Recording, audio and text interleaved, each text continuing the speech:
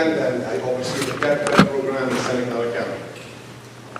It's great to be here. I think we have a great, another reason to celebrate because the El Camino rehab projects actually under construction, and hopefully soon will be a very rewarding ride through the whole corridor soon. We'll finish all the little details.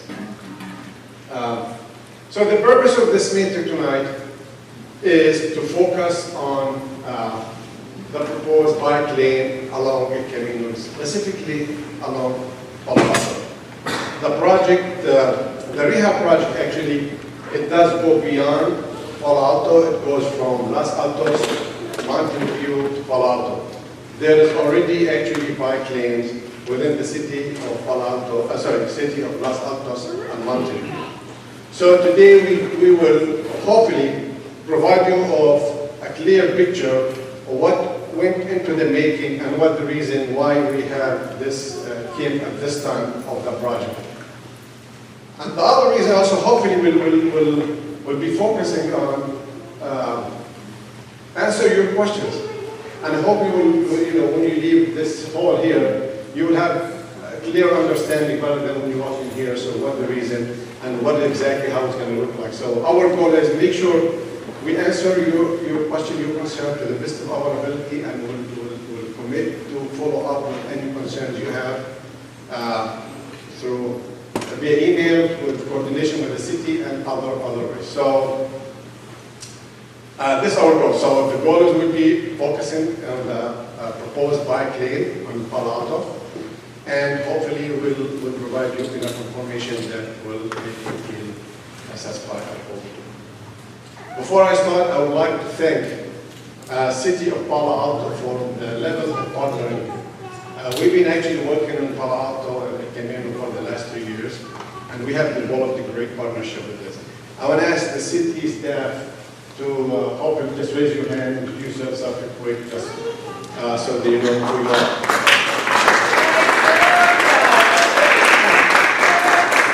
Sylvia Starlack, Transportation Planning Manager in the city, for the city of Palo Alto. Where's the other staff? Where's more? We have Public Works staff. Yes.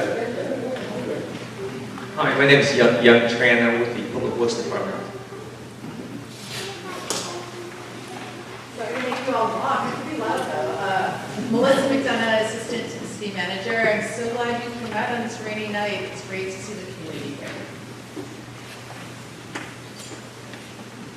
And then Ozzy Arce is on his way to bring you copies of the presentation. Thank you so much. And truly it has been a great work relationship with the city, with back and forth, and get some provide feedback for everything we propose to do.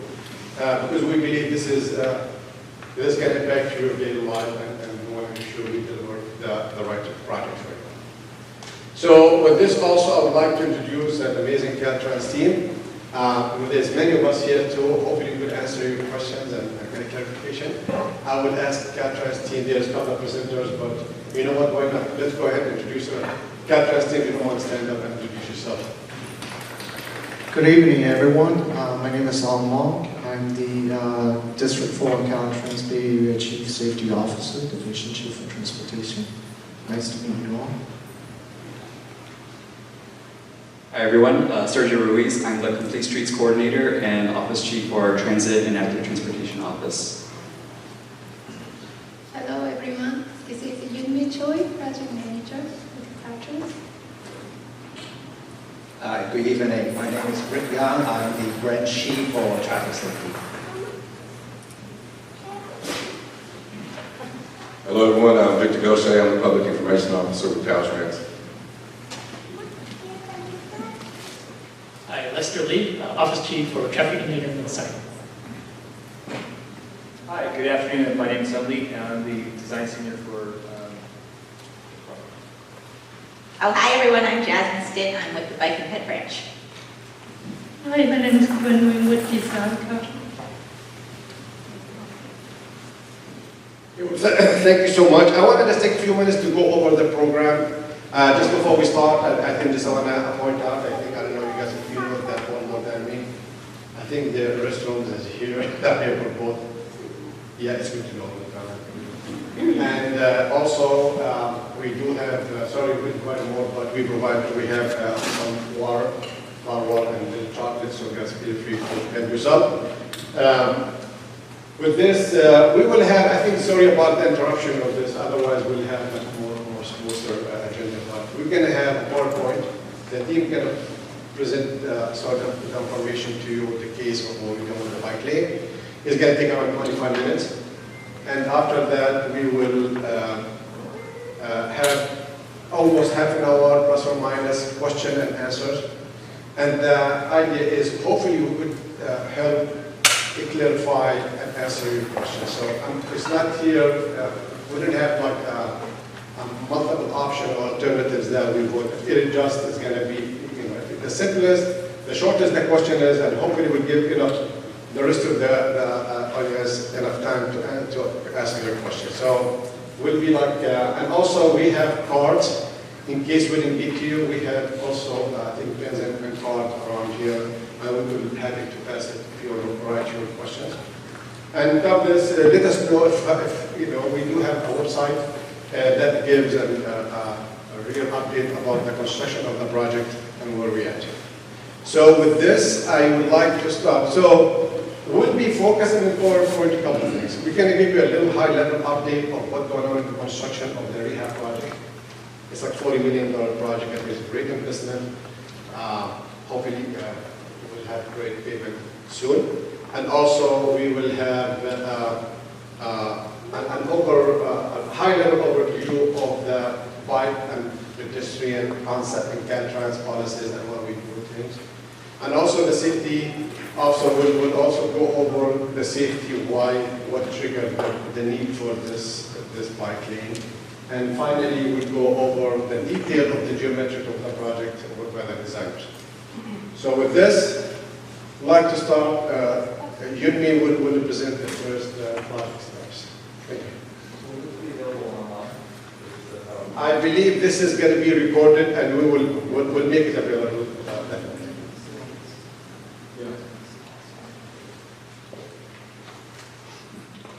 Good evening again. This is Yunmi, project manager.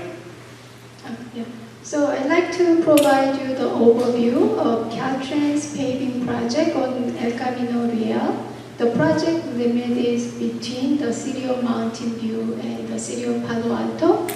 The construction cost is about $30 million. The main scope of the project is pavement rehabilitation of the asphalt concrete pavement and concrete pavement, upgrade curb ramps, sidewalk, and driveways to comply with ADA standard. And we're gonna place high visibility crosswalk pavement marking. Electrical work will include accessible pedestrian signal system, 3 pedestrian hybrid beacon systems in the city of Mountain View, and upgrading signal poles at several intersections. This project will add new bikeways in the city of Mountain View and Los Altos. And today we are proposing to add new bikeways in the city of Palo Alto under this paving project. So if it's implemented, it will be done right after new paving is done. For schedule of this project, so the construction has already begun, and we are anticipating the completion in next year fall. So that's the overview of the paving project, and next topic will be presented by Sergio Ruz, Complete Street Coordinator. Thanks. I'll go ahead and stand up here so I can go between slides and see everyone. Thanks everyone for showing up. Really appreciate this, especially in the evening hours. So as a reminder, I'm Sergio Ruiz. I serve as our Complete Streets Coordinator. It's within our planning division in Caltrans District 4. Of course, within our planning division, we're very forward-thinking. We like to think where we want to be in the future, what our investment priorities are. So I wanted to just briefly describe what our strategic priorities are at Caltrans. I listed them here at the top right. It's safety, equity, climate action, and prosperity. All of these really lay the groundwork for what we call complete streets, which is how do we promote multimodal travel and support vulnerable road users. Of course, with these various priorities, you always have competing needs and priorities, especially along corridors like El Camino where there's very constrained right-of-way. Of course, safety is our #1 priority, so we always look at safety as our top need and priority that we try to address. But really, these are all strategic priorities that help inform not just the projects that we deliver, but also our investment priorities, all the planning work that we do. That's kind of the end goal for us. With that background, of course, that leads to our Complete Streets program. That's the program that I help lead in our Bay Area district. We have our Complete Streets policy, which is Director's Policy 37. Basically, it's our priority to encourage and maximize walking, biking, transit, and passenger rail. So we're not just a vehicular department, we're not just trying to get cars from A to B. We really want to meet the needs of all users, including people walking, biking, access, and transit. And also, with our recently adopted Director's Policy, it's actually a requirement now that all projects funded and overseen by Caltrans includes safe and adequate walking and biking facilities wherever it's feasible. So we're always looking for opportunities, particularly with our paving projects and other projects that Caltrans helps fund and oversee. So that's just kind of the policy framework for Complete Streets. Of course, you know, state highways and Caltrans doesn't work in a vacuum. We work with our local, regional partners on a lot of the projects that we develop. So we always want to look to local, countywide, and regional planning efforts that have been done. And of course, lots has happened for El Camino Real. It's a long corridor, it touches many jurisdictions. Here in particular, you know, we're within Santa Clara County, so Santa Clara Valley Transportation Authority has done a lot of planning work for the corridor. So I listed a few examples here of different planning documents that we referenced to help identify potential bike improvements along the corridor. I won't go into all of them in detail, but there's this idea of developing a network of cross-county bicycle corridors across the county, and El Camino Real is identified by VTA as one of their cross-county bicycle corridors, not just in Palo Alto, but throughout all of the jurisdictions within the county. And you know, the idea would be to develop it as kind of like a bike highway as part of the future bike highway network. There's also the Grand Boulevard Initiative, which spans both San Mateo and Santa Clara County along El Camino Real. And really with that is to promote more housing, multimodal travel, and meeting the needs of people walking and biking. Then at the district level, we have our district bike plan, which was done a few years ago. And it really it helped us prioritize where we wanted to invest in biking improvements across the district. And El Camino often rises to the top in terms of potential need and also potential benefits for providing bike facilities to really help address mobility needs. And I'm going through those pretty quickly, so feel free to come up to me afterward if you have any questions or during the Q&A. We also have all other Caltrans guidance and standards that help point to what is the best type of bike facility for a state highway context. We know that El Camino is, it really helps connect many downtowns throughout the peninsula. And I also understand there are other parallel networks that could also improve mobility to these areas. But really what we've seen is that people are already biking on El Camino. A lot of the destinations are on El Camino, so that's partly why our focus has been on the corridor itself. We also have guidance for highways that have higher speeds and volumes that kind of point to the need for higher quality facilities. So you want more separation from vehicular traffic typically.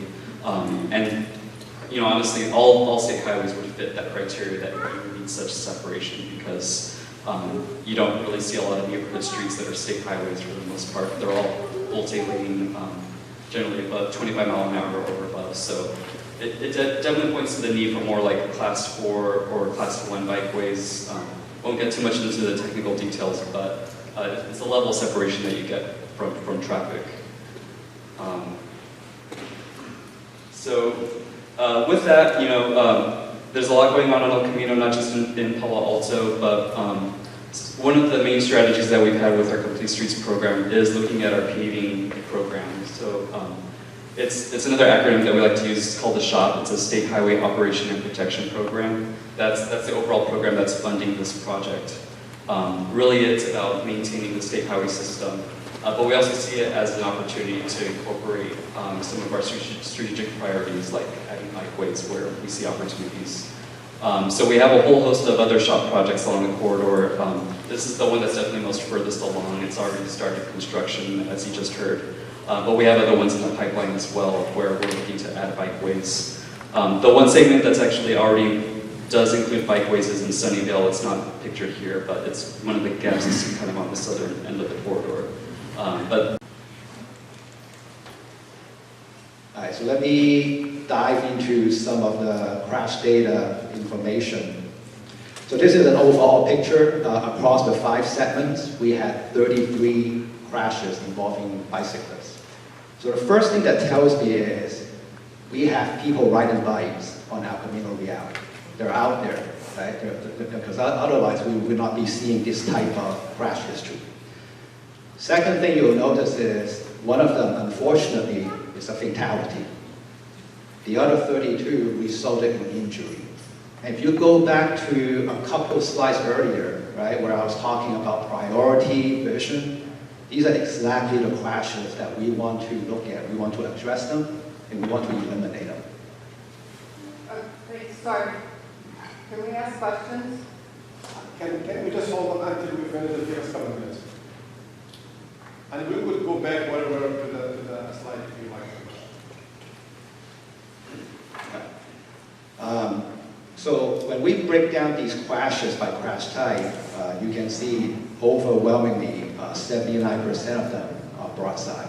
And that's significant because with a broadside crash, the likelihood of injury goes up much higher.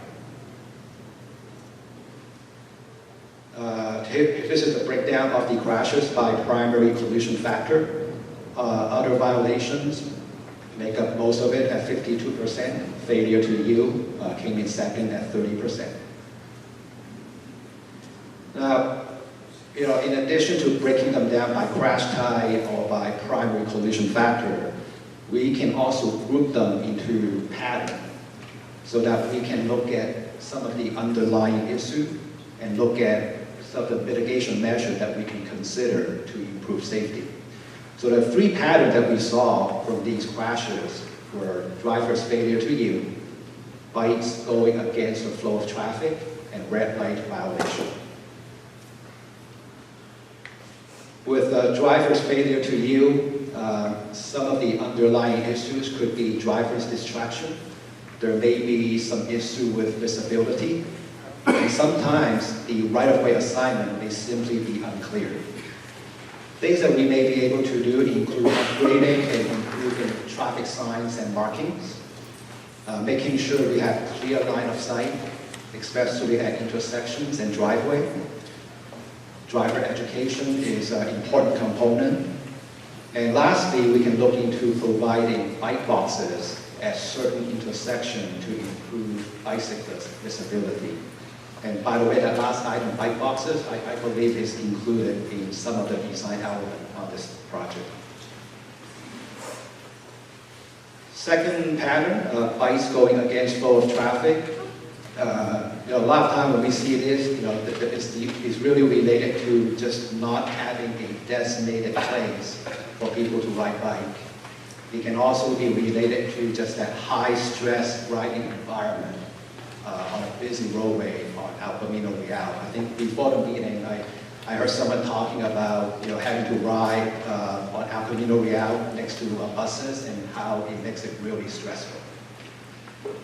Things that we can do to improve, providing standard bike facility to designate a portion of the roadway for the exclusive use by bicyclists. We can also install signage and marking to make it really clear which is the proper direction for bike travel. And again, these two items, just like the bike boxes, they are included in the design element for this project. All right, last crash pattern is related to red light violation. This could be related to issue with speeding. Sometimes maybe drivers they're not able to see the traffic signal. Occasionally, we may have a timing issue with our signal equipment. So for something like this, traffic enforcement can be helpful. Again, education is an important component of any traffic safety improvement. We can also work with our maintenance group, our signal operation, to make sure our signals are visible to drivers, and to make sure, check the timing to make sure they are timed properly. So with our safety review, we saw that there is a need for bicycle facility on El Camino Real. And we have this project kind of occurring right at the right time. So we want to take advantage of it. That's why our recommendation is to implement bikeway on El Camino Real as part of this repaving project. There are a number of benefits for having bikeway. I'm just going to talk about a couple of them. Number one, it does provide that connectivity that Sergio had mentioned in his portion of the presentation. This is going to reduce the incidence of riding against traffic to make it safer for bicyclists. It's going to reduce potential for conflict between bikes and vehicles. And ultimately, this is going to improve traffic safety on El Camino Real. And with that, I'm going to turn this over to Sun, our senior for design, to go over some of the design element. So we ask a question about this portion, or do we need to wait? It's just give us 2 minutes, just a couple of slides that will be done and we'll be on camera. Is that okay?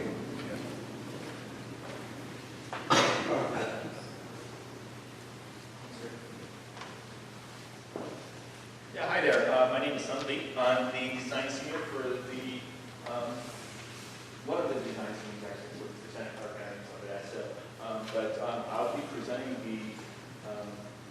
Please hold the mic closer to you. Oh, sorry about that. If you guys couldn't hear me earlier. Yeah, again, if you guys didn't hear me, my name is Sun Lee, and the design senior or one of the design senior for Santa Clara County. I'll be presenting some of the design concepts that we took into account when designing the bikeway for along El Camino in Palo Alto. A little closer, like that? Okay, now I can hear an echo in my head, so, but that's fine. No problem. So, yeah, so some of the issues not issues, but some of the considerations we did take into when developing these bike facilities along El Camino was at the right-of-way, right? So, as you know, right-of-way is an important issue. We don't want... Mike?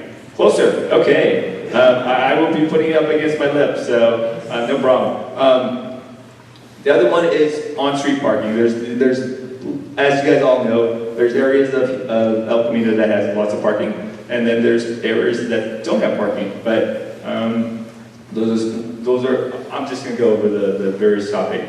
And then the other ones are intersections and driveways. As you know, downtown, there's a lot of driveways that are littered throughout each block and stuff like that. One of the other concerns that I've heard being asked was about the transit stops, which PTA provides along the corridor there. So I'll go into a little bit more detail for you guys in a bit. Oops. Okay, so the first topic I was talking about was the right-of-way, right? So as you know, the right-of-way along El Camino varies a little bit. It's never quite consistent, depending on the need and when it was purchased or whatever. So as you can see, I think the first slide I have shows 130 feet and stuff like that. That's north of here, towards the end, or towards the county line there. The 121, as you can see, that's around California, I believe, is what we were looking at. And then further south, towards the Mountain View and Los Altos and stuff like that, that was around 100 feet. So the footprint of our El Camino varies quite a bit. And it also varies not just by the where the right-of-way is. For instance, sometimes they're located in the back of a sidewalk. Sometimes they'll be located at the curb or the front of the curb, facing the curb. And then the other times, which is not quite as common, they'll be located at the lip of the gutter and stuff like that. I don't know if you guys know what that is, but that's the that's like usually about 2 foot away from the curb there. So as you can see, yeah, that goes into the city property and stuff like that, right? Or even private property. So the second issue that we considered, or not second, but the second item that I'm going to talk about is the on-street parking there. These little dots you see there that are along El Camino sort of represent a little number there. I know it's a little hard to see there, so I sort of zoomed in on it. I don't know if you guys can still see that. It's a little bit better, right? But yeah, so those numbers are based on the parking stalls that you see. Some of them have parking stalls, so those were fairly easy to count and stuff like that. And I think that was also based on the city's previous review of providing bike lanes and stuff like that. So I don't know if that has changed though, but the other locations where there were no particular bike stalls, we were just looking at providing ADA. So technically, you can have a lot more cars parked together, but we were just looking at the numbers based on ADA compliance. So you see pictures of the parking along the route there. Nothing special there. Okay. So yeah, the next item to consider was the intersections and driveway. As you guys know, there's one of the city's project here is sort of being depicted. That's Churchill. But yeah, the intersections becomes a huge conflict points, right? There's people traveling, and then hopefully they are making the turns properly or whatever. So yeah, those are just stuff that we considered when we were designing the bikeway along El Camino. And then the other one is the transit stop. So we were talking about earlier about VTA and stuff like that. Here's a bus stop there. I think that's also at California, actually. Is it California? Yes, California. And so, yeah, so whenever there's a bus stop, we'll have to consider that so that the bus could properly stop by or stop and get in, pull in and pull out to unload passengers. So those were some of the considerations that we took. Even though we took the parking out, that would still have to be considered, right? So they're going to be always using those facilities. What else? So the next slide that we have is the sort of what you already see on the wall. It's sort of an overlay with Google Earth or satellite view of what it would look like with the bike path. So you see that little arrow there? I think that's California again. We're going to have a partial cross-section view from looking that direction there. So just keep that in mind if you guys are familiar with California. You might recognize it. So there we go. So this is the before and after sort of concept. One is sort of a schematic. It's not quite a full representation, but it's sort of typical, right? So you know there's left turns and right turns and stuff like that. Some of them are double, some of them are single. But overall, there's 3 lanes in each direction on El Camino with parking along the side. So. And then the after shows the parking basically being removed, how that's configured. You could also, I don't know if you can actually see that as well too. There's actually a reduction in the lane width as well too to provide that bike lane that's needed there. So, but yeah. So let me go.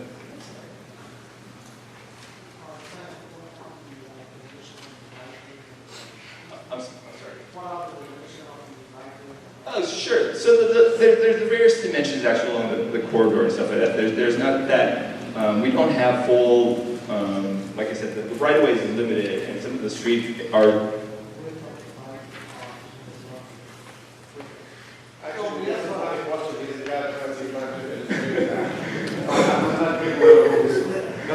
only special there, so that, no, no. What I'm saying though, what is shown right there is I think it's 5 foot, right? Yeah, 5 foot is the minimum that we have, but it is there. You can go up higher and stuff like that, definitely. And even in some instances, we could go down to 4, but we don't like that typically. So, and then the buffer that we're providing is 3 foot minimum. But in some areas, we could reduce that down depending on the needs, definitely. As you know, like I said, the width of the roadway is not very consistent, and it varies quite a bit. So we have to look at each intersection and apply it appropriately, or block, I should say, not intersection. So here we go. This was the actual picture from looking down El Camino from California there. I think that's looking south. See, someone recognized that picture. Okay, so that's what it looks like before. And then of course I don't have what it looks like afterwards, but we do have a rendering of that. This is what it would look like, sort of the concept there. Ideally, we would like to have a class 4 throughout the whole corridor, but like I said again, we don't have all the spaces that we need. More importantly, remember, I don't know if you guys remember that little transit bus stop that was out there. We also have to take those into consideration as well too. So where they are, we can't provide the buffers or the dividers so that the bus could pull in and out, of course, right? We don't want them knocking them down every single time. So with that, just some of the alternatives that we had to consider and stuff like that. I know you guys are maybe interested in that, but maintaining street parking, right? So that's always.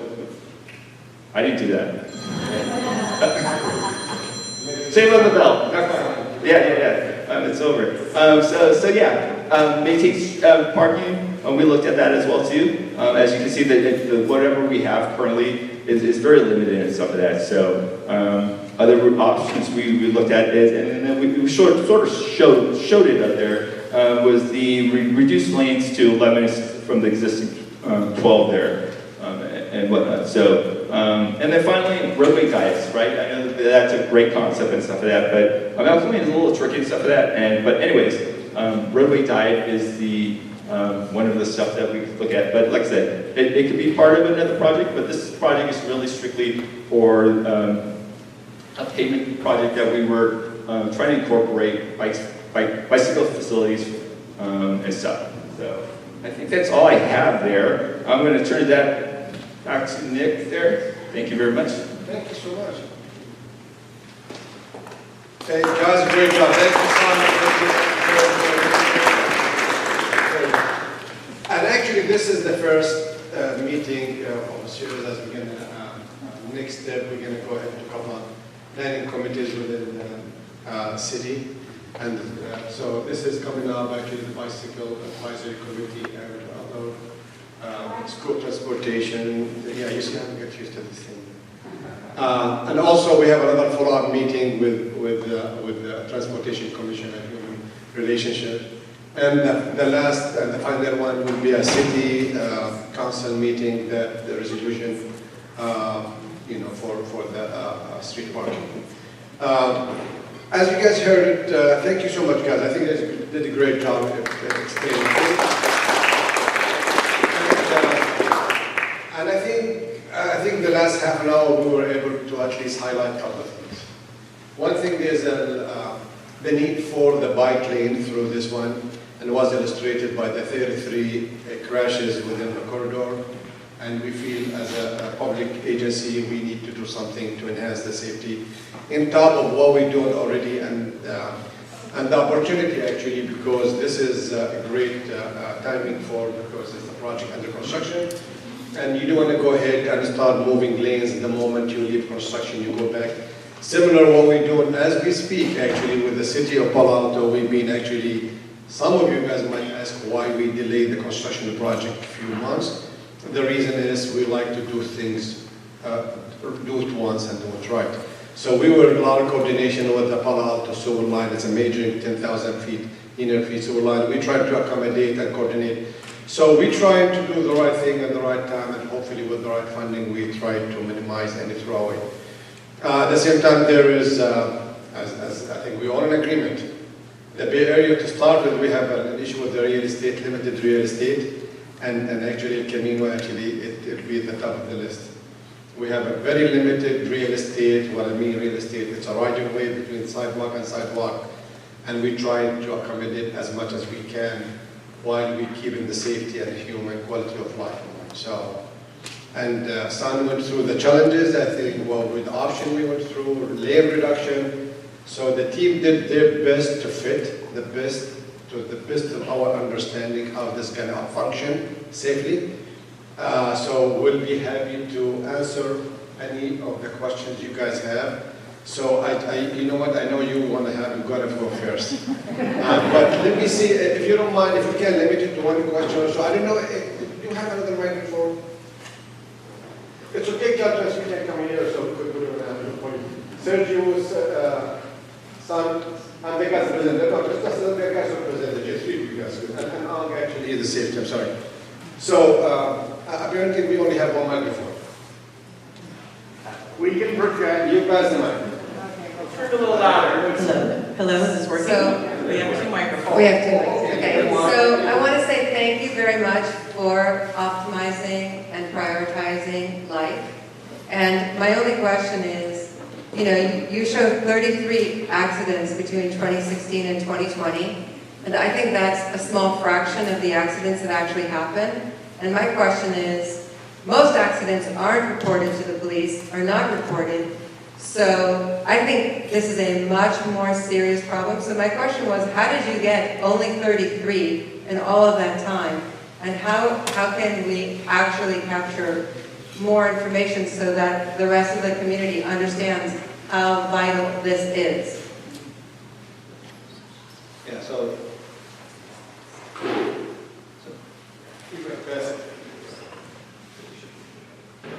the 33 crashes that I showed is what we see in the system. Now, I concur with you. The system probably does not have, I would say, the near misses, things that don't get reported, and for some reason, they're making it into our system.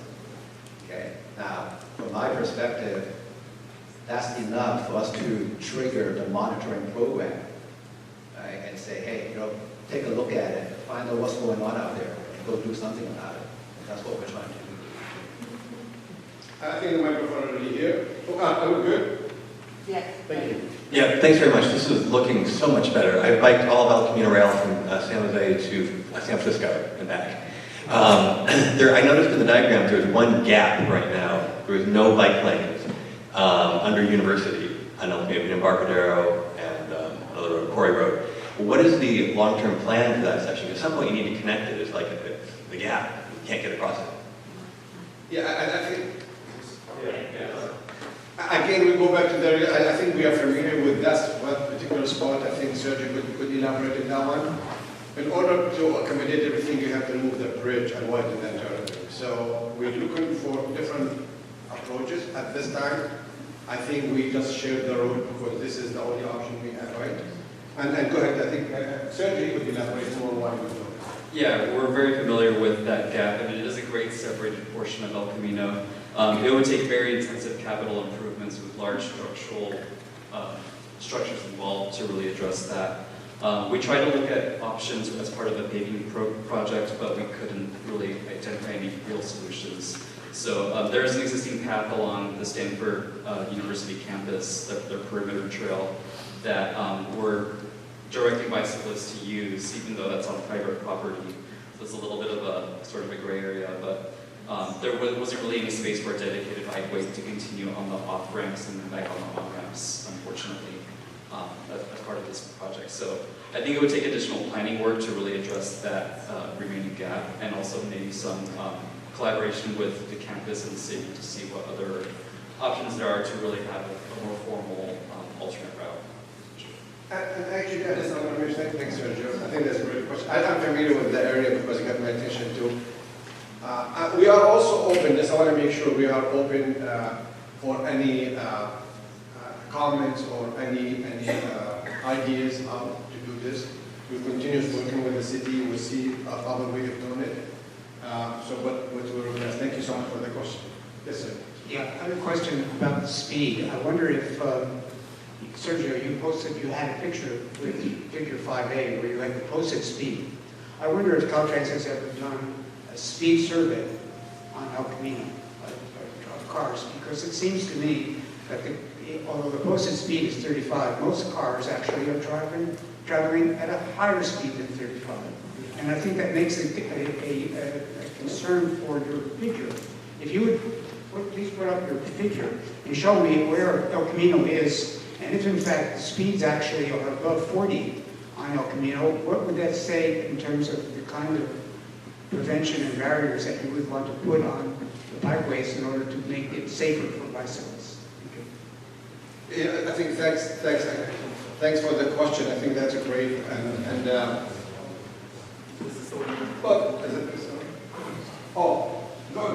want to I think the official speed is 35. It's posted 35. I know it's posted, but people go faster. Yes, we do have.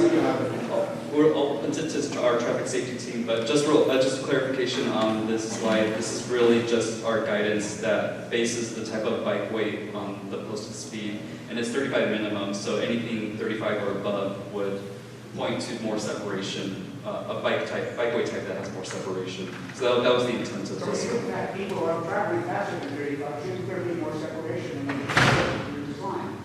That's my question. Right, so that points to what we call a class 4 bikeway, which has some kind of vertical separation, which is what we're proposing to the extent that we can, given the limited right-of-way. So that's the intent, yes. That's what I was going to bring up, especially if you have the greenway and you have much more cyclists using the road, but the traffic hasn't gone down. Every time they're going to make a right-hand turn, and there's no stopping. People just sort of whirl into the right lane and would smack into a cyclist. And I applaud that you're thinking of the class 4 and trying to do that. And I think it is really, really important to do the class 4, even if it costs more money, because the fatalities will go up a whole lot without it.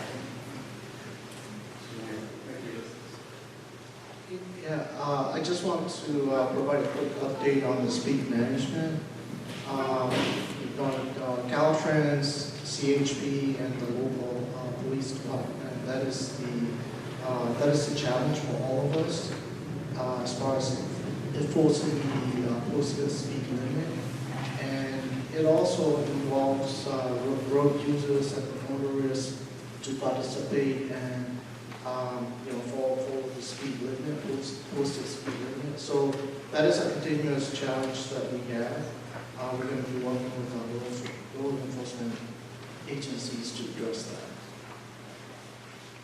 Well, thank you so much, and I think that's a great point, and I think Sergio listed in his part.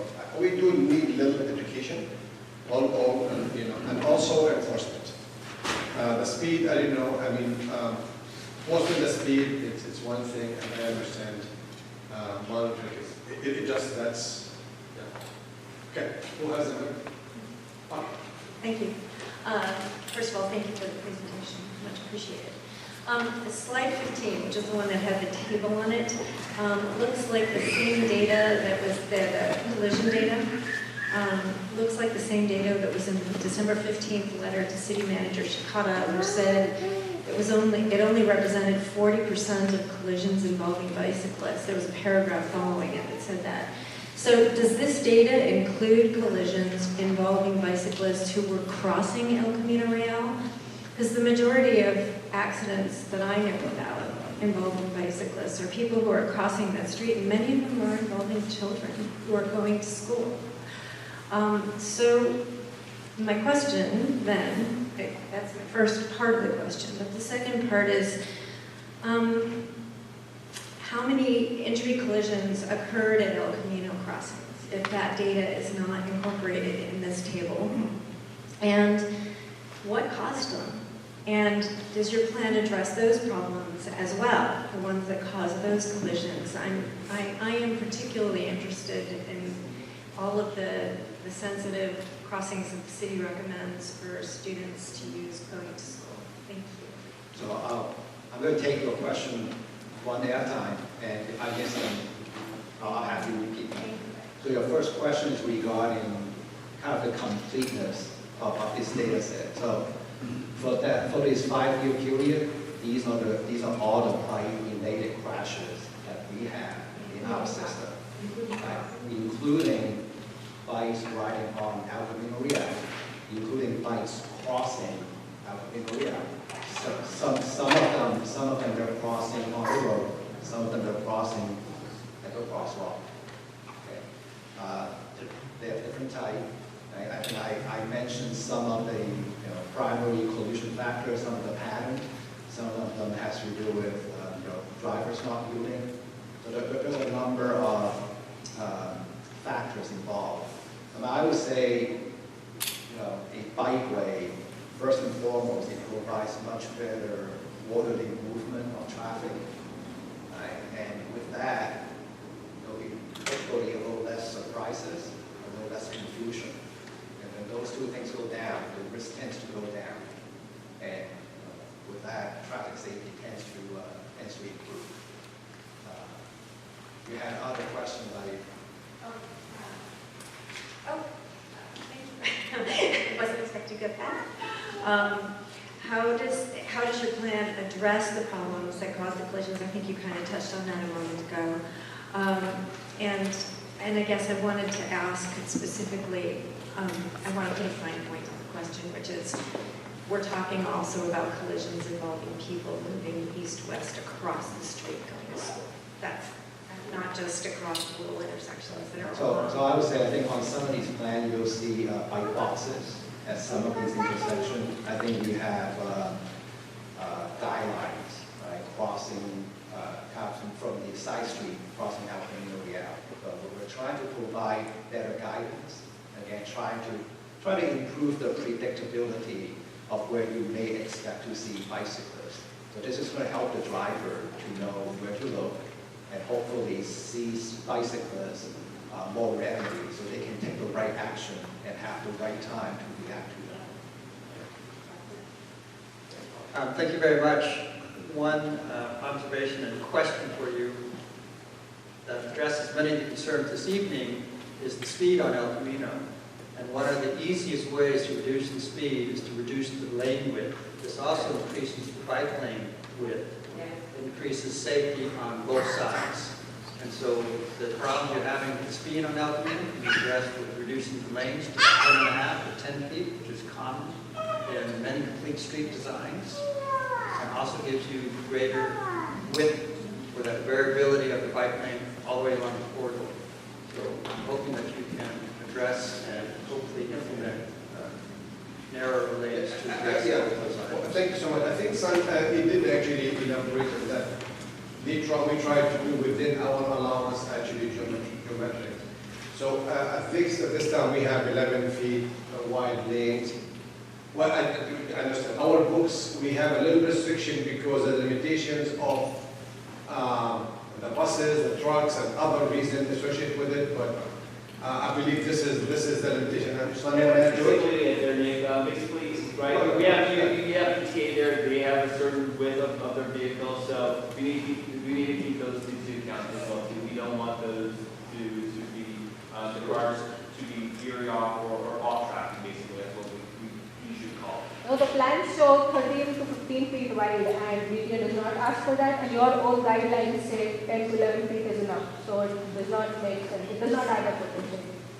Well, it does, because we do need to reserve the right lane where the buses are, because buses are wider there, so 12 feet. But BTA themselves provided feedback to reduce lanes, so that's what, like, BTA department themselves also provided this feedback that lane width can be reduced to the same project on the same plan. She said the BTA's feedback said they couldn't reduce the number of That wasn't what we did talk to BTA earlier on when we were looking at the bike paths for Mountain View and the other cities. They provided their recommendations. Can you speak into the microphone? Yeah, use the mic, please. Use the mic, please. I can't hear it. Oh, sorry about that. So yeah, I was just saying, we did communicate with VTA and stuff like that. The information we got back from them was this is what we want because of the width of the vehicle and stuff like that. So it's not like we didn't contact them. There was some, if you think there's some miscommunication or we weren't informed properly, yeah, let us know stuff like that. That was the information we were given. I want to give a chance to all, but I know since you asked, if you could circle the spot, maybe this is isolated area, I don't want to make it like general. If there is a specific location we did it because this is, it happens, we have an extra couple of feet, when I get in the house it has to be. But maybe it happens, there's an extra. If we can just pinpoint it, but I think you heard it, yeah. Go ahead. Hi, I'm Ken Kirshner, an advocate with the Silicon Valley Bike Coalition. And we've been out speaking with many of the local businesses on El Camino. And the feedback they give us is that they want El Camino to be a safer roadway. They want traffic to be slower. It's currently too fast. They know how dangerous it is. And the sight lines of the parked cars and trucks block the entrance and exit of vehicles onto their off-street parking. Many have witnessed Palo Alto youth getting hurt on their bikes and on the sidewalks, and particularly riding the wrong way. So I don't know if your crash history also includes sidewalk injuries, but that's where people are riding bikes today. And many businesses are eager for more bike and foot traffic, and the studies have shown that protected bike infrastructure increases revenues for businesses. So there's a strong attraction for that. There's ample off-street parking. We studied the on-street as the spaces were shown, and we've measured the off-street parking for big segments from, let's say, Page Mill all the way down to the Mountain View border. And the ratio is 88% of the parking spaces total are off-street. So it's really a myth that there's a hardship on businesses if you remove parking. And I'm happy to share that data with anyone who's interested. Is that any question? I know this is like, go ahead. Yeah, how is Caltrans working with the city of Palo Alto to ensure that local businesses feel supported as you transform El Camino into a safer environment where local businesses can thrive?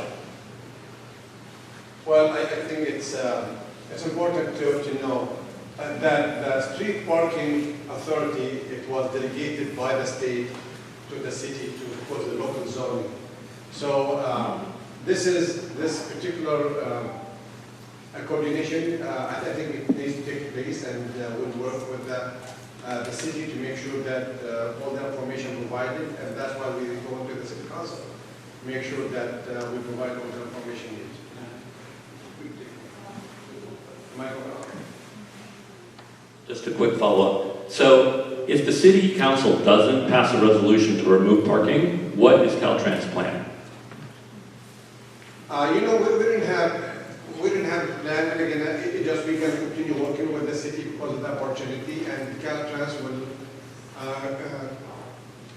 will work with the city to come to a conclusion.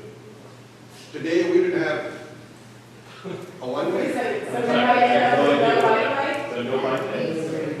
No, I didn't see no bike lane. I said we'll continue working with the city, but I don't think that Caltrans, we can just say this is we're going to at this time. That's why we have the meeting. I said we heard. We will work with the city to come up with a plan. Yeah. We'll go. Yeah. So exactly like what you said, today is for us to get input directly from the community. Hey, what do you think about the safety improvements for? So your input is valuable in our decision-making process. Continue working with the city to implement the plan. Great, been waiting for a while. Thank you for holding this chance for us to talk with you. A couple of suggestions is on your slide that describes mentions class 1, 2, and 3 bikeways. If you could have a little key describing what they are. Otherwise, that slide doesn't mean much to people like me. Also, a road diet. I have to guess at what that means. So a little more information there would be really handy. Okay, then going back to the plan. a number of things. I noticed that there's green boxes for bicycles to ride across intersections, and it says it'll be thermoplastic. So when I ride across those gaps on a bike with 100 psi tires, I find that it's very uncomfortable. So if instead of thermoplastic, if you could just have paint with the glass beads in it, so it's not as tall, you wouldn't be punishing people on commuter bikes who are the ones who are really going to need the corridor because they're going far distances and they want to go fast. So think about what it's going to be like with 100 psi in the tires of a bike. The next thing is the bike boxes. I see bike boxes for bikes to wait at a light in the right turn lane. That means if there's any cars that want to turn right, they have to wait for the light to change and the bikes to go. And that creates animosity. I often pull off to the left of the right turn lane to allow cars by. But if the bike box was in front of the lane going straight, then people could turn right unimpeded by bikes. We don't become enemies. The one danger with that is if I'm at an intersection, no cars are behind me, and the light turns green, and a car behind me doesn't see me but sees the green light, they might run me over at 45 miles an hour. Question is, how likely is that? As well, if you put the bike box in the driving lane instead of the right turn lane, the cyclist about halfway through the intersection will go off to the right to get out of the driving lane. And to make the green striped boxes do that will make it clear to the drivers and to the cyclists that's where you get out of the way of traffic. One other thing, I think it's just one other thing, is I totally like the idea of getting rid of the parking, because if you try to ride a bike past a parked car, there's something called the door death zone. It kills people. It kills people. Even if the door doesn't hit the person on the bike, they swerve and they might end up under a truck and dead, like happened to a friend of mine in San Francisco a few years ago. So it's great to not have that. Having just plastic bollards may or may not be enough separation. You might consider actually concrete dividers like you have down the middle of the freeway, creating further physical separation. Because somebody with a phone, it happened right in front of my house on Middlefield. Some kid was driving a van, messing with his phone. He sideswiped a couple cars, destroyed them, right? Well, luckily it was cars and not a bicycle. Those plastic bollards aren't going to help a cyclist avoid a distracted driver cutting into the bike lane. So maybe something more concrete, to use a pun. And then lastly, the last thing is there are people who work in Palo Alto but can't afford to pay rent here, and they live in cars and RVs along El Camino Real, and they have to be there because of all the parking restrictions throughout the city. So my hope would be that the city would work with Caltrans to find other places for these people to park and live so they can work locally and not drive 3 hours to the Central Valley. So I'm hoping that we can see our way to those people continuing to be able to live near their jobs. Thank you. It's been brought up before about parking, and I wonder if, and I know this was a little bit unclear and changes throughout the corridor, but is there a way to add bike parking along El Camino? Because unlike for cars, there's not a lot in the residential areas kind of on off streets. Yeah, we take you. We'll see if we're in the next piece of it. Yes. Could we go to the slide? Could we go to the slide with mitigation or failure to yield? While we're going there. Yes, I guess my question is, would raising the crosswalk and the bike lane across the intersection help with this? Like if a crosswalk and a bike is raised above the grade of for the cars, would that help with drivers failing to yield? You're talking about the actual bike lane being raised? Yes, across the intersection and the pedestrian. Crossing the intersection? Yes. That is a common thing done in many countries, right? That's almost like a raised crosswalk type. Yes. Yes, from the point of view of the car, it's a speed bump, yes. So I guess my question is, would that help in this situation? Yeah, we pilot that configuration. I believe we're trying to pilot that in the city of Berkeley. But for this project, as Nick mentioned, we are currently in construction phase. The original scope of the project is a pavement. So raising the bike path through the intersection requires drainage analysis and all that. So based, with the project schedule and the original scope, we won't be able to do that. Yeah, but that didn't really answer my question. My question is whether it would help.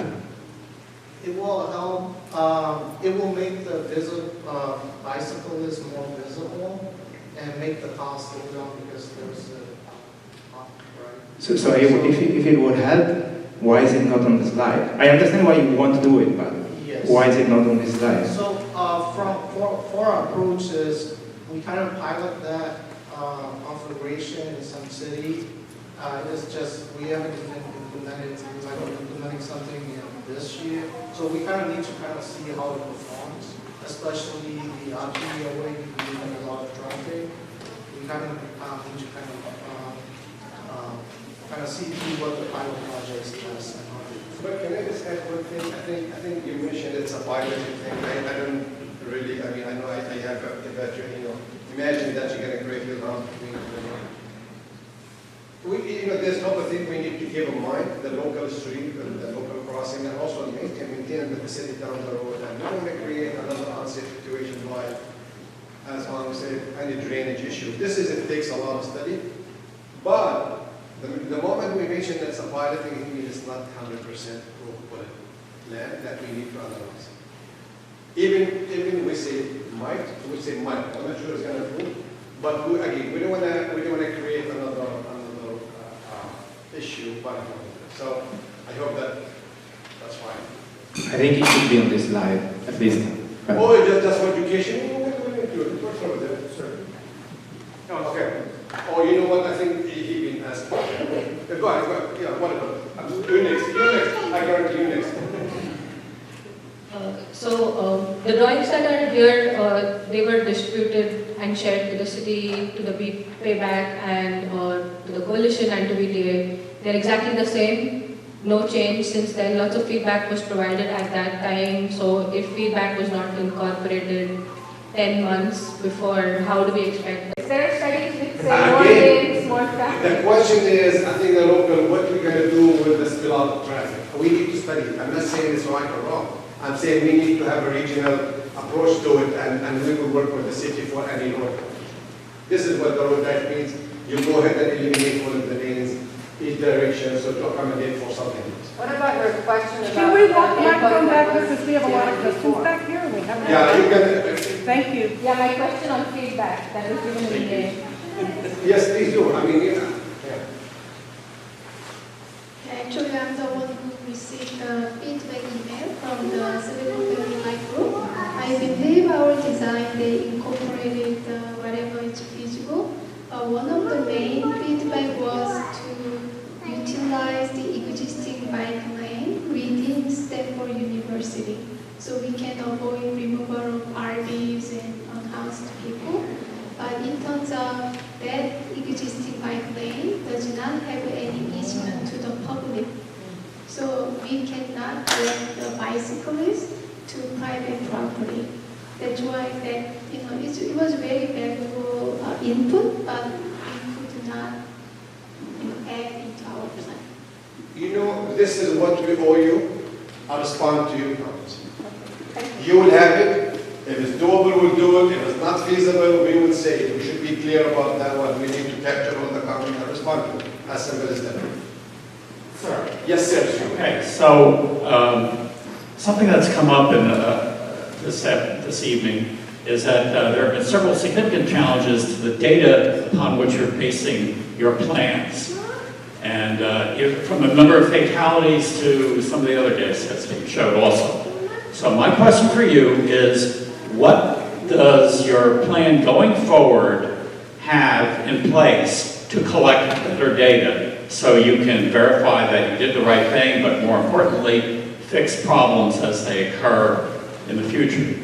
And as an example, you might say that we're going to install cameras or some other sensors, especially in high traffic or high risk areas. And then we'll have some sort of data processing, possibly even running in real time to analyze that data. Okay, what's next for that? That's a great question. I think one of the slides that actually indicate, I don't believe we have an issue with the data. I think this is what has been recorded, and this is being captured by the enforcement, right? I mean, this is Sir, yeah. the gentleman who presented the data pointed out problems with the data. Okay? There are limits on what data are in your data sets, and someone here I know mentioned what the problems were. So if you didn't have it in your data set, it doesn't exist. I'm saying what we want to hear. But go ahead, this is special. Go ahead if you have any. So as far as plan after the implementation of the bikeway through Palo Alto is we're gonna kind of monitor. As far for the cameras, Caltrans, we do have a plan to install intersection cameras with analytics to get near misses information. I need to check with the team whether what our plan on the El Camino Rio through Palo Alto as far as installation of the fixed camera and analytic cameras at the intersection. For the data standpoint, the data that we show over here is the GSM data crashes that happen within Caltrans jurisdiction, Caltrans right. So we all know that that is only the subset of the crashes happen along this corridor, right? If you look, that's one of the slides show the right of way is face of the curve on the gutter, right? If the crash happened 2 feet into the side street, that crash data not going to show here. But as far as when we monitor it, we're going to coordinate with the local, who has the local crash data, and then we see how it performs. So when we do the evaluation, we will look at not that the crashes happen within our right of way, but through the corridor with the reasonable input from the local crash data. Can I ask for a favor? It's okay. Can we just line up here because I think I don't want to miss any question. I want to make sure we're going to have a chance. I'll start though. Is that possible? That's fine. But let's go ahead and start. Well, people are lining up. So I have a quick comment and a quick question. The quick comment is I just want to reiterate what some of the other speakers have said, that having a bike lane without any physical barrier like bollards is very dangerous because it doesn't provide a physical separation. My worry is that it becomes an attractive nuisance. People who are less experienced cyclists ride in it and end up being injured. But my question is, given the diagram you showed that something like 70% of the collisions were broadside collisions, I see nothing in your plan to reduce that. I don't see how adding a bike lane is going to affect that one way or another. Did I miss something?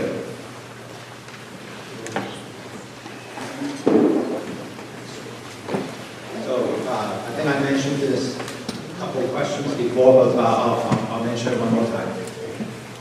One of the benefits of having a bike lane is to have more orderly movement of traffic that allows drivers to better predict where bicyclists may be entering the roadway. So these things will help reduce the potential for conflict and ultimately these broadside But how is the cyclist entering a broadside? How is the cyclist entering the road a broadside? How is it this bicyclist entering? We're talking about broadside. I don't know if I understand the question. How do you define broadside and explain how this right lane? Right angle type. So is it a bicycle crashing or a car? Car crashing or bicycle? Both. Both. And so how does the bike lane fix that? Is what it's asking. How do the bollards fix that problem? Yeah, so again, the bike lane gives you much better orderly movement. As a driver, you'll be able to better predict where bikes will be entering the roadway. But currently, you have bicyclists traveling parallel to cars along the side of the road. That seems no different than a bike lane. How is the bike lane going to stop perpendicular to it? The crashes that we saw, the Rick mentioned, is basically the vehicle making a right, in the section of the driveway. So having the bike path with the green paint make the bicyclist more visible. So that when the car's trying to make a right, you kind of see it. I hope that's true, but thank you. Thank you. Go ahead. Now, can we just limit it to one question because of respect of time? I think we have to leave here around 7. If you can, because go ahead. Is that okay now? But we do. I think we want to keep going. My question has to do with protected bike lanes, and by protected, I mean distracted drivers who are eating a sandwich or texting on their phone or putting makeup on can't possibly hit the cyclist. So I see your statistics of 1 fatality in 4 years. We had 2 fatalities this month. I'm sure you're aware of that happening here. So in Copenhagen, in Paris, there are protected bike lanes where the bike lane is 6 inches higher than the roadway, and a distracted cyclist can't possibly hit them. These are long stretches of roads or separated bike lanes. Is there anything more you could be doing to keep us safer when we're biking at 10 to 13 miles an hour versus cars going 35 to 50 right next to us? Is there anything more you can be doing? I just want to emphasize that this project, this is not going to be the last safety investment that we're going to be making in this corridor. Nick mentioned, talked about the road diet opportunity, working with the local, implementing at the corridor. So when we develop those type of project, those will be the strong alternative that we use.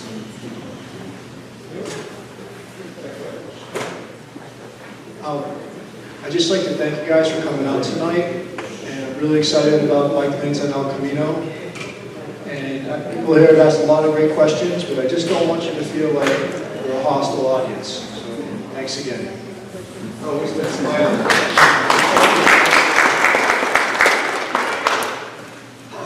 This should be easier or brief compared to some other harder questions. My question is on the slide. It showed a bus station, and my question is, when a bus pulls up, what is the bicyclist supposed to do in this situation? Do they go on the sidewalk? Do they swerve into traffic?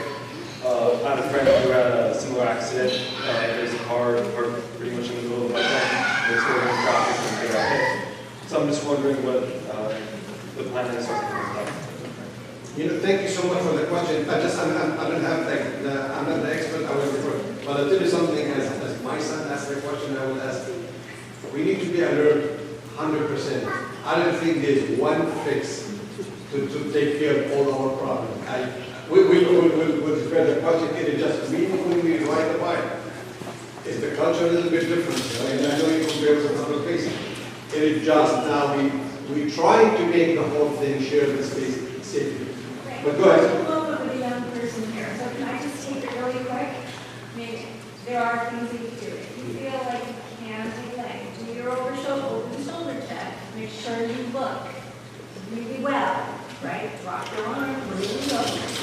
If there's no car coming, you legally can take your lane. Make sure you signal, look again, take your lane, and ride back. Let them stop, right? Don't ride fast. And get back. Don't ride fast. Signal back into Don't your ride fast. And also, can I say, you also have the option of stopping. Okay? And then you'll say. And you could add, Sergio, and I said what I said, it's not, I told you, it's not technical expertise, but that was the case. But thank you so much.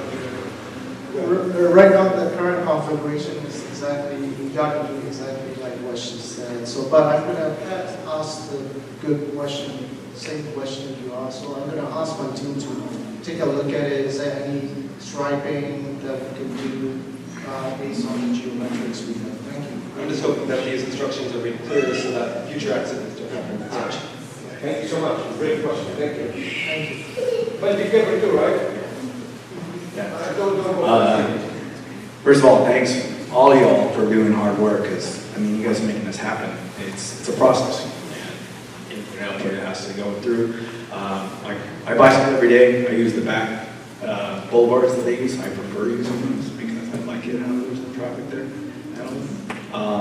My questions were for those people who can't enjoy bicycles with taking out parking spaces, such as my mother-in-law who's got rheumatoid arthritis. For her to walk 10, 15 steps is hard.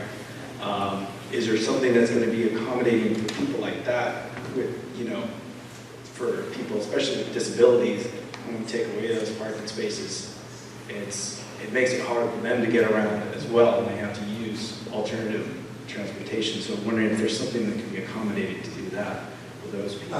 You know, we will, and thanks so much for you being here too.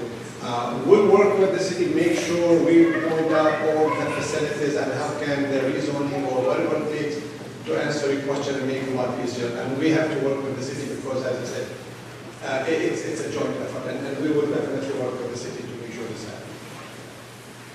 Yeah, I just want to say thank you guys so much for being here and hearing all of our input on this. I really appreciate it. And thank you so much to Caltrans for trying to make walking and biking more accessible on the state highways. My question, and I'm really excited to hear that this is just part of a larger plan to make El Camino more accommodating for pedestrians and bicyclists. And I think going along with that, I just wanted to ask, are there any plans for, or how are you working with cities to help them get grants to improve bicycle infrastructure into things like concrete protected bike lanes? Because we know that paint and flexi-post can be imperfect when it comes to protection. And it's a good reminder that this whole discussion of this project is really within the context of our SHOP program, which is, you know, repaving, what we can do with that opportunity. But we have we're doing a lot with, especially at the county and the regional level, to identify state and federal funding that could go into higher quality bikeways. One example is BTA is working on their central bikeway, which is kind of like a bike superhighway corridor. And actually, part of that does go on El Camino within the city of Santa Clara.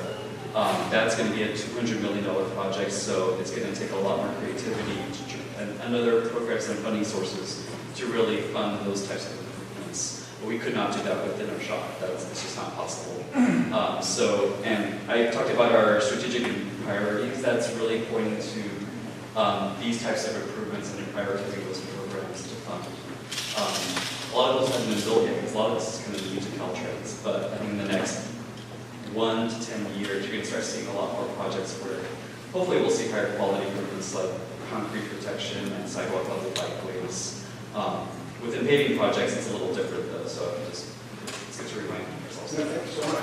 And actually, just I want to mention a thing that I know Sergio is actually, he represents Caltrans in those regional subcommittees for pedestrian and bicycles, and I think it's great to share notes and opportunities for grants. And I'm telling you, we're not that far. Mountain View actually, he had an opportunity to apply for a grant to implement their bike. So it just comes, and you know, the federal government sometimes they don't know something like that. So this is the time to do it. And the best thing is to get the infrastructure ready. So when the money comes, you could grab it and you could compete for it. Thank you so much for your question. Yeah, that's awesome to hear, and I really appreciate you guys doing the bike lanes. I know you didn't have to do this as part of the repaving project, so I do think that that's awesome, and it's a really great start to hopefully getting more the concrete protection in the future. So thank you. Thank you so much. Thank you. Yeah, I also want to thank you for that. But I was going to say that normally I wouldn't ride very much on El Camino, just like a half block when I'm going somewhere that there's no other way. But as part of this effort, I actually rode up and down the road several times in the last couple of weeks and filmed it. And there are actually bikes out there. A lot of them are on the sidewalk. They'd be like, high school or middle school kids going to some store on, whatever. So there are people using it. We've seen with the recent fatalities, somebody died on Embarcadero, again, a road that normally we don't see a lot of people riding on, but occasionally, you have to go half a block on Embarcadero or whatever. So assuming that the city does not remove parking or whatever, allow that. What is the plan when we cross over from Los Altos into Palo Alto? Would we have a sign saying no bikes? And if not, how do we assume that that's going to be safe for those cyclists who continue? No, thanks for the great question. And again, I think I want to go back to the same thing. I think our goal is to work with the city. It's a local impact project, and we want to make sure that we do the right thing for the right reasons. Keep in mind now we talk about safety and crash data and statistics. We do have a liability. Caltrans as the owner operator of the freeway of that facility to do something. And it just, we owe it to, we need to do something to improve. So hopefully we'll work with the city and come up with a reasonable budget. I think now you could hear the opportunity, the information, that's whatever, but hopefully we'll work with the city and we'll come to this point. I hope so. Thank you. Yeah. I'm a member of the city's Pedestrian and Bicycle Advisory Committee, but I'm not speaking for that committee. I'm not speaking for the city. I'm only speaking for myself. But I do have a lot of experience with this project. I appreciate everyone coming here tonight and giving us all this information. I would have appreciated it more if you'd done it 6 months ago, rather than a week before my committee is being asked to make a recommendation, and a month before the city council is being asked to make a recommendation. My committee looked at earlier plans for this project. In May, we submitted a series of questions, and we never got responses from Caltrans, so I think that's pretty unfortunate. One rationale for this project is that it will keep bicyclists from riding on sidewalks on El Camino Real. Riding on sidewalks is dangerous because bicyclists feel that they're separated from cars, but they're not. They have to cross the traffic at driveways and intersections, at places where bicyclists aren't expecting them, at places where motorists aren't expecting bicyclists, and where the geometry makes it difficult for them to see each other. Exactly the same features are present in Class 4 bikeways. Bicyclists feel that they're separated from cars, but they've still got to cross flows at intersections and driveways, and a street like El Camino that has dense business driveways with heavy traffic may be the worst place to put a Class 4 bikeway. DIB 94 is not reliable. It does not consider the question of cross flows and contradicts previous design guidance on not putting Class 1 bikeways next to, adjacent to roadways. So I'd just like you to consider the question, and I'm not really expecting to get an answer, of why this geometric design, which puts through bicyclists on the right side of right-turning motorists, is considered acceptable and even safer when it's something we'd never do with 2 lanes of vehicular traffic. Thank you so much. You know what? You want to take a shot? I know it's another question, it's a comment. We hear you. But I think we're doing the best we can. I did just one thing from a different perspective. If we didn't do anything else, there's nothing we could stop any bicycle to have a shared with the traffic. I think this is this is as simple as it gets. The difficulty is that if you put in the bicycle facilities, the remaining lanes are narrowed and are much more difficult to share.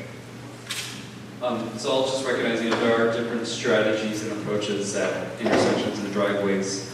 At the intersections along El Camino, we are, the Class 4s become Class 2, and so motorists have to merge as far right as practical into the bike lane to turn right to avoid those conflicts. At driveways, however, there's different approaches. They tend to be slower turns and slower volumes, so that the channelizers are closer to where those turn movements happen. And so we do acknowledge that. I think we can take a look at the plans again and see where maybe the higher volume turns where that kind of conflict could be better avoided through the design. But that's something we'll definitely take into account. Well, thank you for that answer. What you described about merging may be done at major intersections. I'm less confident about minor intersections, and there are many of those too. So to me, this is a very important issue and affects my opinion of the project as a whole. Thank you. Thank you. Thank you. So my perspective is I'm a bike commuter and have been for 29 years. I've been biking to or through Palo Alto, first through high-tech companies and then now I'm a public school teacher. Where I live in Mountain View, there are large blocks, there are creeks. I have no choice but to use El Camino for a part of my trip each day in the beginning and each day in the end. So I welcome any improvements. I'm ecstatic that Mountain View has chosen to protect the bike lanes. I'm happy Los Altos is also on board to make improvements. I'd like to hear about when Menlo Park will as well. And I really hope that Palo Alto can make an example as well. My question is, Mountain View and Los Altos, it was well over a year ago, I think 2 years ago, when Mountain View first started discussions with Caltrans. Why has it been so late in Palo Alto? And what can we do to make sure it's consistent for the length of El Camino, including our neighbor in San Mateo County Menlo Park? Well, I think I'll take that question. We treat every project comes as an opportunity to do whatever it takes to improve, and it has safety across, and to complete to apply with complete street. So the approach was actually we did the approach at the time of the project started. We did the approach of 3 towns. See, this is Mountain View, Los Altos, and Palo Alto, and we do need to have to respect the jurisdiction and people's priority.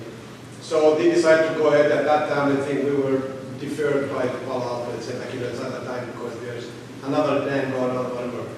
But the safety report that we're talking about, this is one of the purposes of the department goals. We have a zero facility goals. We need to minimize things, and we have all this monitoring program, and I think hopefully we could use those to trigger a solution and have safety. And this is when, and the report came out to be like 6-7 months ago. And then it means that it gives us an indication we have to do something. Thank you. I hope Palo Alto. And the opportunity also, I just want to make sure the opportunity was the construction of the project and Palo Alto civil line delay. Everything has a good reason at the end of the day. Hopefully it's going to work out very well. The delay of the project, it triggered the opportunity to enhance the safety for the Safety is all important. I've seen too many times people bleeding out of their head. I've seen shoes in the street with nobody in them on my way to work. I got a call last night from the sister of Sarah Mueller, who was killed on Palo Alto.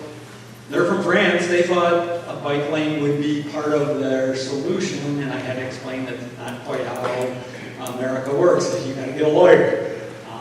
So I certainly will hope we have safety so I don't have to talk to somebody like that again. No, I think I really do appreciate that you come, but this is actually the right platform to discuss things. Thank you. Good evening. Thank you all for coming and presenting this work to us. It's something that we appreciate. I wanted to ask a few questions about the design here. Number one, whether it's possible to reduce the speed limits on El Camino as permitted by AB 43.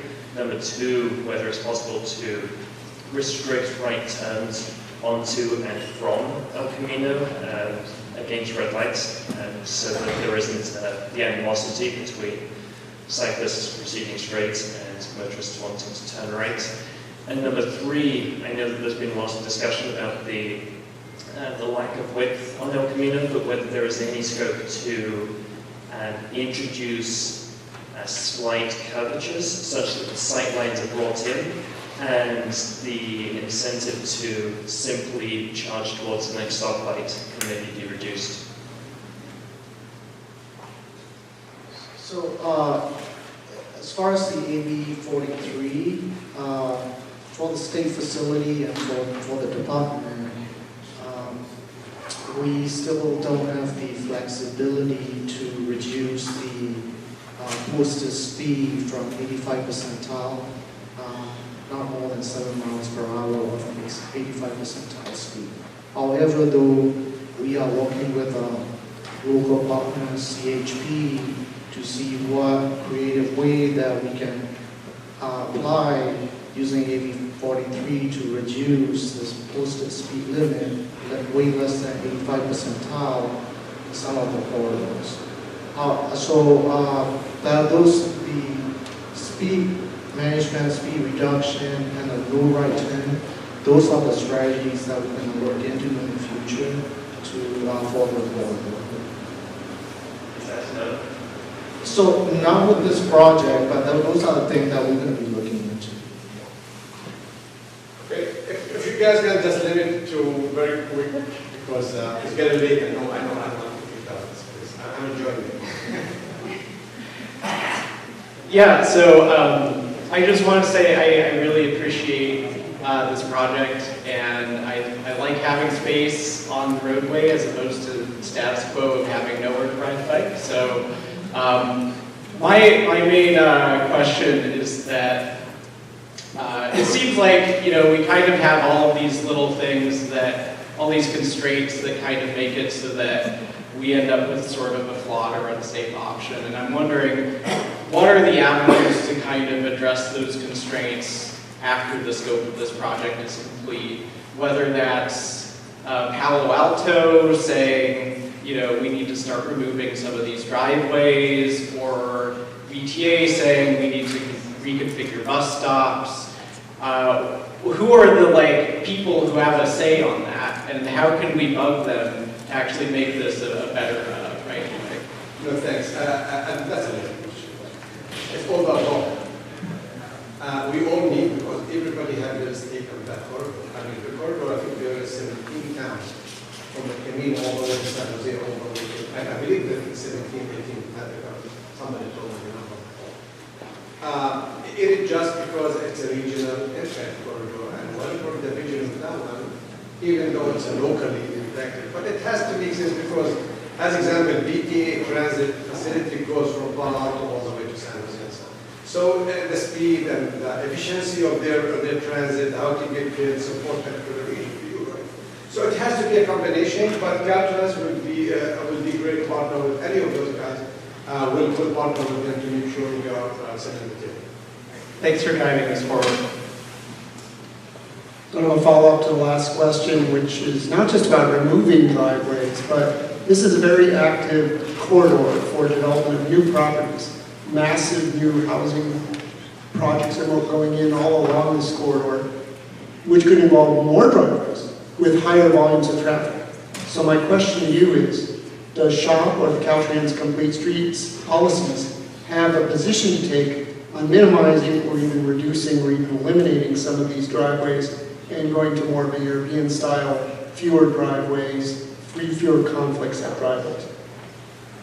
Well, thank you so much. I don't know if we have any understanding, but go ahead.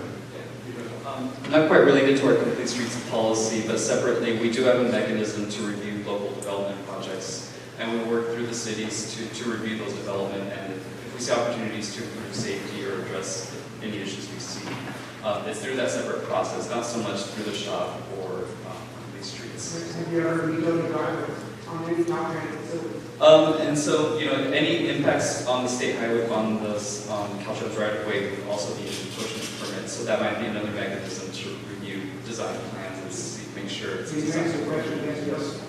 We can. Yes, we can if there is a definite negative impact. This is what he's referring to, we call it. And I think the city hear you. This is actually, it's called local zoning and land use. But in general, we parking, yes. But I think sometimes we say no. So that's it. Thank you. Hi, thank you for staying so late. Actually, a lot of my concerns have sort of been addressed. I think when people say it's so late in coming before the city of Palo Alto, I think the planning showed that you have such so many documents previous to this, the Grand Boulevard, the bike plan from 2018. Then I commuted on El Camino in 2008, 2009, 2010. There are no bike lanes there, and the need has been there for a long time. So this is so long overdue.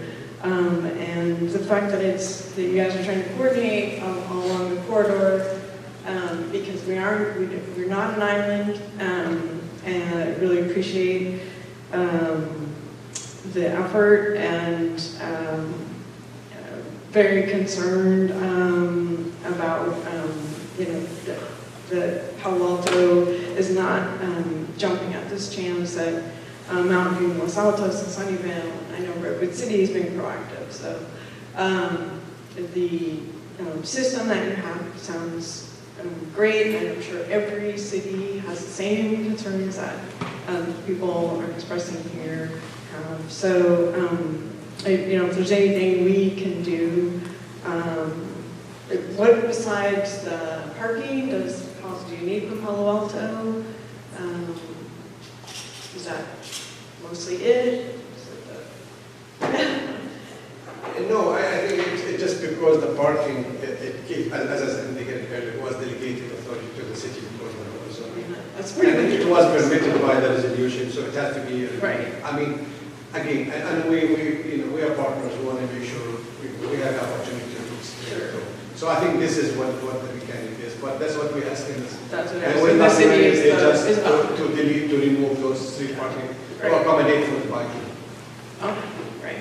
And that's thank you so much.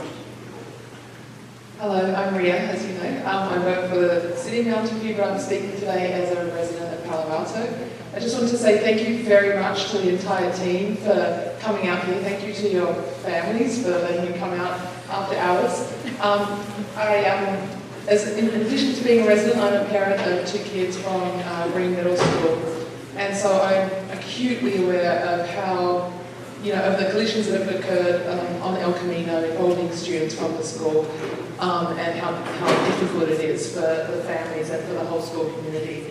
And so I want to say thanks for the efforts to install these bikeways along El Camino. It will help to reduce the crossing distance as well, which is really beneficial. And I also I see your progress in terms of the community engagement as well, and so thank you for that. I have one question. So I noticed that there are showers still at Page Mill, and I presume this is the current, and at Charleston. Oh, I didn't think down that far. Sergio, if you mind going to the one with the speeds. The chart with the coloured boxes. So the showers is that white area, and so suitable for like 20 miles per hour, which is not the case on El Camino. And I wonder what some of the options were that you considered for those couple of locations. If you considered, I noticed that Page Mill there's a double left turn in both directions, and there's a separate right turn. Did you consider dropping one of those turn lanes, reducing the distances, or with a bike signal, a protected intersection? And I just wonder if you really prioritise safety over throughput in those couple of locations. Yeah, it is definitely something we've had a lot of internal coordination on, especially at those intersections where there are shared lane markings. These are the draft plans as they are now. I think we're still looking into options. We're very constrained. We did look at lane reduction as an option as part of this project, but there are a lot of challenges, as Nick outlined, about doing something like that. We have new design guidance as well that we're looking into to see how that can potentially apply to these intersections. We're running against the clock as well since we're in construction already, so a lot of that stuff does take time. I don't know if anyone else here has anything to add, but we're definitely aware of that. Thank you so much. Great seeing you. You know what, and all of us here, if you have any specific comments or suggestions, from a geometric, from certain striping product, please feel free to communicate this with us. We will look into it. It's not a dry until it's dry. How? How can we do that? Perfect, thank you. I'm glad you asked that question. either you could reach out to us, or if you're a citizen of Fallout, I'm sorry, Sylvia, is that okay if we can communicate any comments regarding the bike lane suggestion with the city? Either way, we could accommodate, but I'd like to capture the comments. Sure.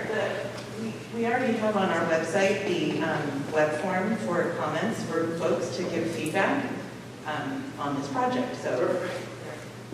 So you got it. Just feel free if you have any suggestion. Let us, we can evaluate and see if it's feasible. Thank you so much. Hi, my name's Ian. Thanks for organizing this presentation and answering all our questions.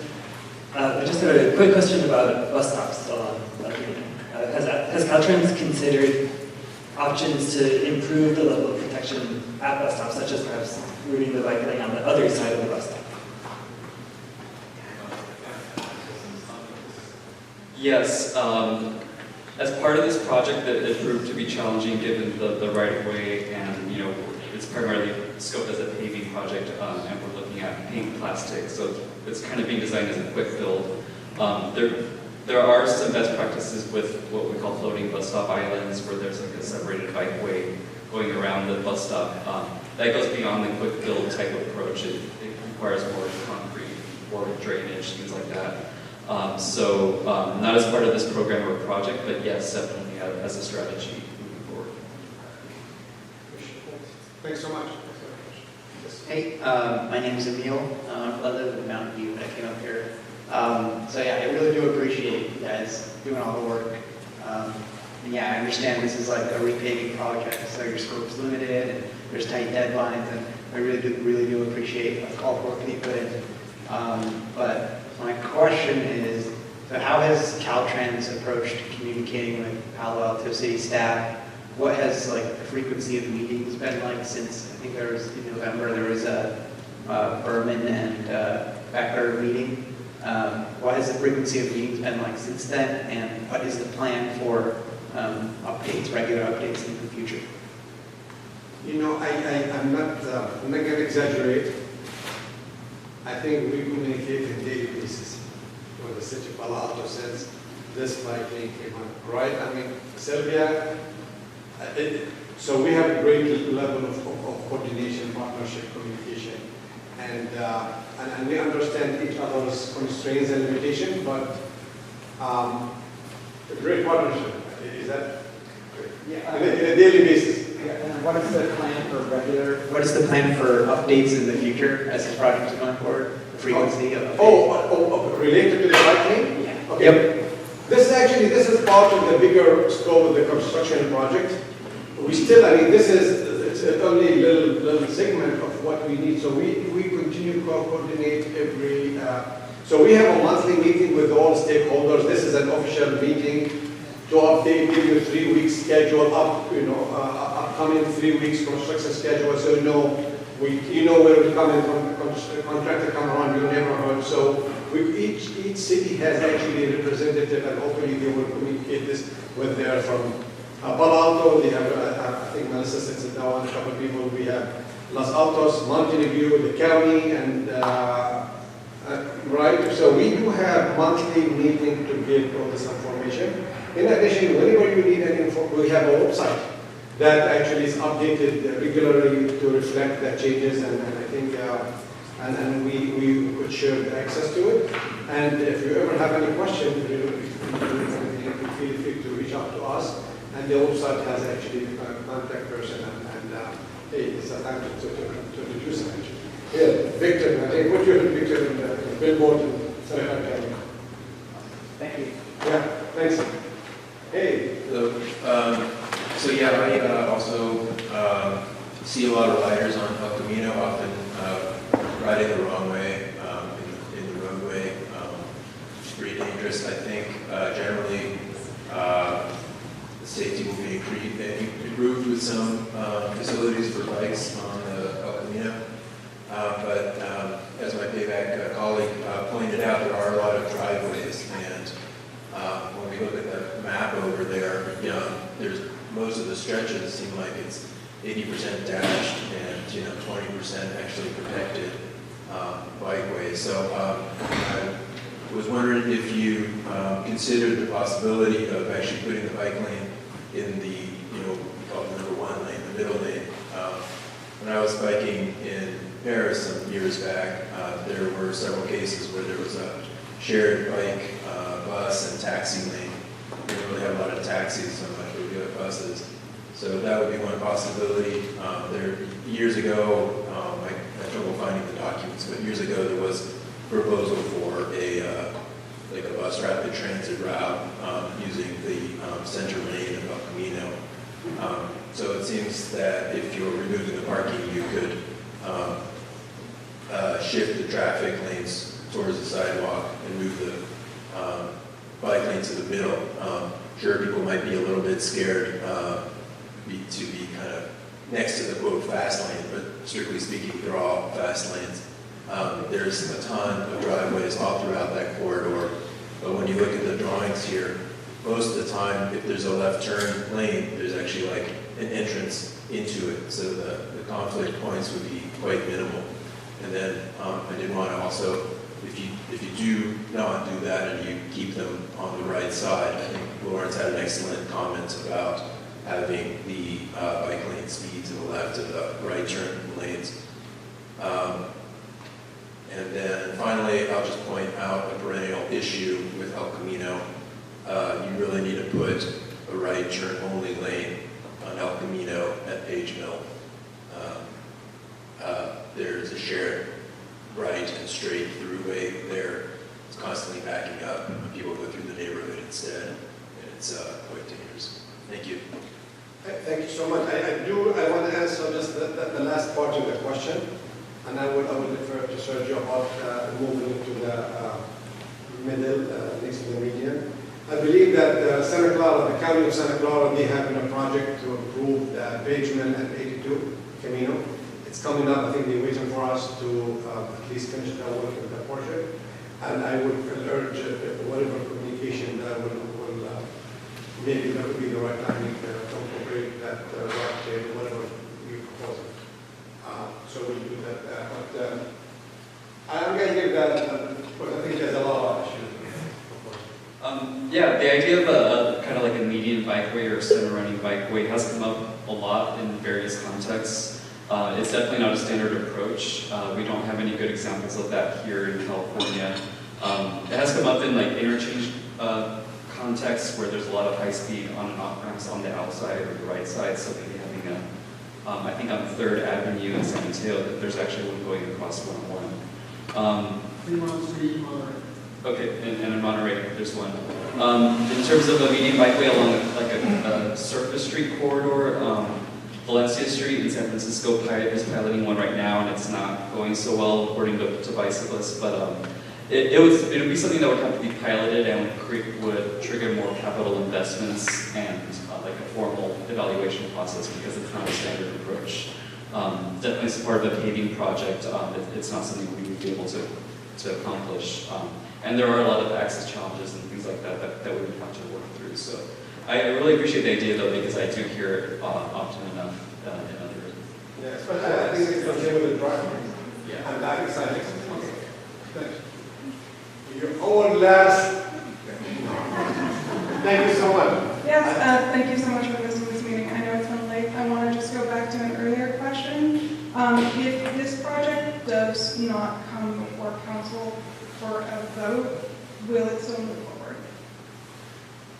I think I did answer the question. We'd rather work with the city. I think there is a reason why we do. I think we like to communicate. We like to work with the city and its communities. And I think safety is important to us. But doesn't Caltrans have the authority to Again, our choice to come here, I think there was, we owe it to the citizens of Palo Alto to tell you what we're doing. And what we know what the impact and what the constraint and what we can do. And honestly, I'd rather work it out with the city. Whatever, hopefully we could explain, we can have another 2 or 3 meetings to hopefully clarify, answer any questions. But again, I don't think we're there yet. So hopefully we never get there. So hopefully we'll have an agreement on other issues. Thank you so much. I do just want want to say, and this is from the UC Berkeley Transportation Injury Mapping System. 1/3 of the bicycle and pedestrian crashes that happen in Santa Clara County on El Camino Real do happen in Palo Alto. On all of El Camino Real and from San Francisco to San Jose, there's over 700 children have been involved in collisions in the last decade.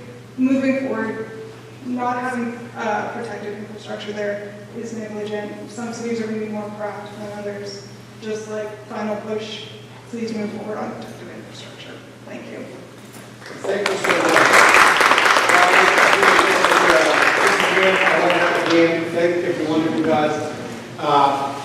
Just be reminded, if you have any comments on the plan, if you have a suggestion, please communicate it with us and hopefully we will incorporate. With this, thank you so much. We'll conclude this meeting. Have a great night. Thank you.